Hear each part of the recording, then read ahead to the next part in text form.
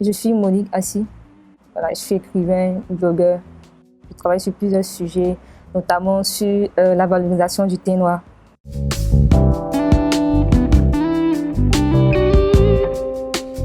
Mon thé noir, c'est mon essence en fait, c'est ma nature. Au-delà du fait que je suis africaine et donc du coup je bénéficie inéluctablement du thé noir, mais pour moi c'est une particularité.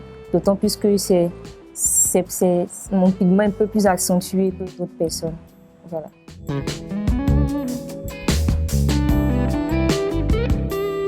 Je reçois beaucoup de compliments, d'appréciation par rapport à mon teint, parce que c'est plus très léger de voir des filles aussi noires. Donc voilà, pour certains, c'est vraiment extraordinaire et puis incroyable, quoi.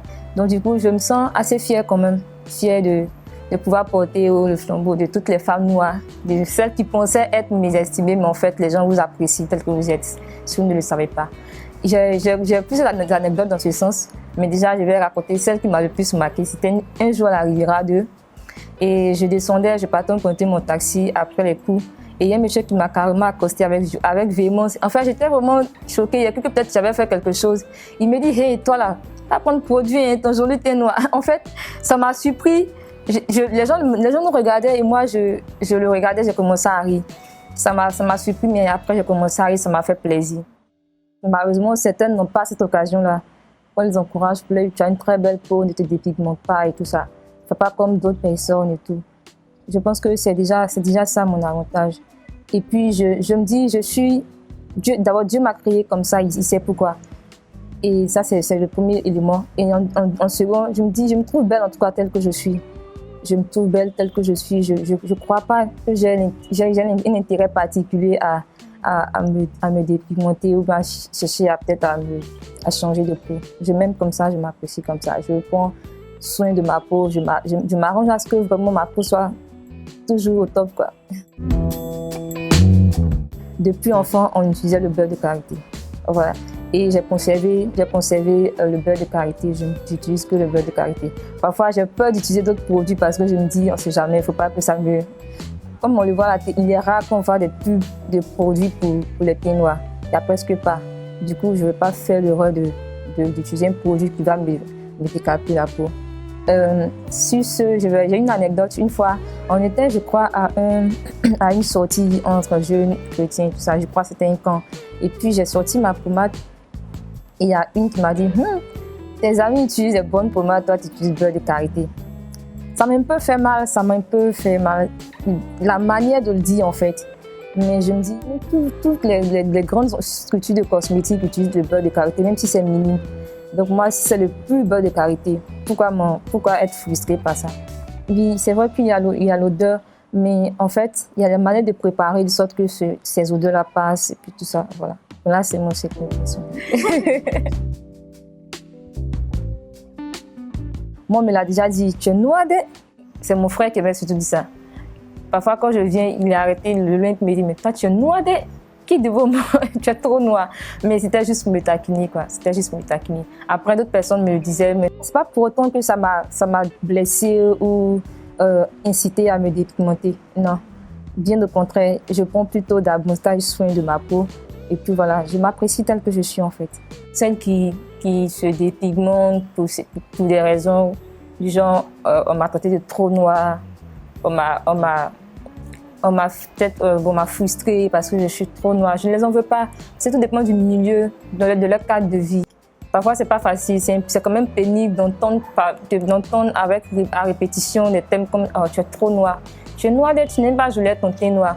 Du coup, ça reste. Je me rappelle récemment de l'histoire de Lupita Nyong'o qui, lors de son prix qu'elle avait reçu, qui a pris la peine de retracer un peu ce qu'elle a vécu, ce malaise qu'elle a vécu.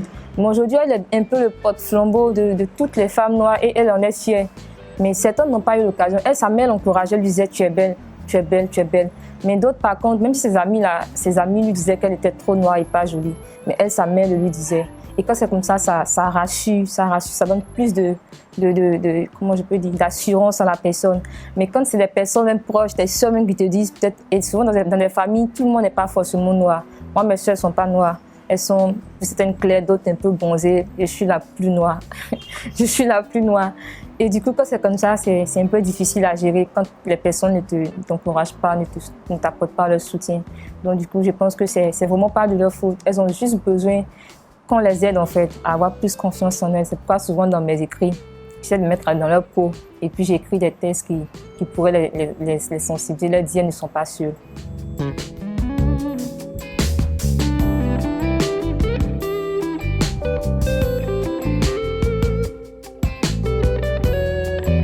Les hommes pourraient vraiment y contribuer. De façon générale, les femmes, elles croient dur comme fait que les hommes aiment les filles claires. Je les appelle la lumière. Ils aiment les filles claires et tout. Donc, du coup, elles s'y mettent à fond. Moi, j'ai une de mes soeurs, elle a arrêté. Au début, elle disait non, c'est pour arranger son teint. Mais après, elle a arrêté parce que l'homme qu'elle a rencontré lui a dit j'aime pas je te connais depuis, on se voyait à l'église, c'était pas aussi clair que ça. Moi, j'aime pas les femmes claires, si c'est ce que tu veux savoir. Donc, si tu veux qu'on marche ensemble, je veux pas que tu continues ta pommade. Puis finalement, elle a arrêté. Elle est redevenue noire, pas aussi noire qu'avant, mais elle est redevenue noire, propre, jolie. Voilà. Il y a aussi un livre que j'ai lu, Que Dieu protège les femmes, de Isaïe Biton Coulibaly. C'est un recueil de nouvelles. Il y a une nouvelle particulière qui m'a marqué, Sita la Rouge. Je raconte brièvement son histoire. Sita la Rouge était vraiment noire. Et tout le monde lui disait « Oh, mais tu es belle, mais si seulement tu étais claire. Tu es trop jolie, mais si seulement tu étais claire. » Et puis finalement, elle a basculé. Elle s'est dépigmentée la peau. Malheureusement, elle a dû perdre son foyer parce que son mari, il est rentré de voyage, il retrouve une femme claire dans sa maison, alors qu'il a laissé une femme noire dans sa maison. Et elle a perdu ainsi son foyer. C'est tout ça aussi. C'est pour dire que ceux qui peut-être apprécient la peau claire, c'est par rapport à une raison bien spécifique. Mais tu n'es pas t'aligner sur leur raison. Toi, aime ta peau noire parce que d'abord tu es né noir. Accepte-toi et puis voilà, assume quoi. Je pense qu'il faut pouvoir surmonter ces choses en regardant à ce qu'on veut, à ce qu'on vaut et à ce qu'on veut dans la vie. En général, moi je le dis, les difficultés qu'on rencontre, les situations par lesquelles on parle, les frustrations qu'on reçoit des autres doivent être un élément pour nous pour aller de l'avant. Pour aller de l'avant, il faut pouvoir montrer à ces personnes qu'on n'est pas ce qu'elles pensent, mais on a de la valeur et qu'on peut y arriver. Partout on peut rentrer, on peut s'imposer, qu'on soit noir ou pas, mais on peut s'imposer. C'est d'abord ça l'essentiel. Récemment, j'ai découvert sur Facebook Koudia Diop. Koudia Diop, en fait, elle me fascine en fait. Je me disais une fois, si on pouvait être 20 ans plus noir, peut-être que j'allais être 20 ans plus noir comme le sien. C'est pourquoi d'ailleurs je garde le beurre de karité pour que ça maintienne mon teint. Mais elle est incroyable en fait. Elle a un teint, j'ai l'impression qu'elle devient bleu nuit. Mais elle s'aime telle qu'elle est et puis elle s'assume. Aujourd'hui, elle est mannequin, elle continue ses études et puis elle est devenue source d'inspiration pour beaucoup de personnes. C'est vrai qu'elle a connu des frustrations, elle a été blessée par moments par les propos de ses proches, mais n'empêche qu'elle est restée fière de sa peau et puis elle l'assume pleinement. Aujourd'hui, elle est sur le feu des projecteurs, tout le monde se l'arrache et puis bon voilà, c'est une fierté pour nous les Blacks quoi.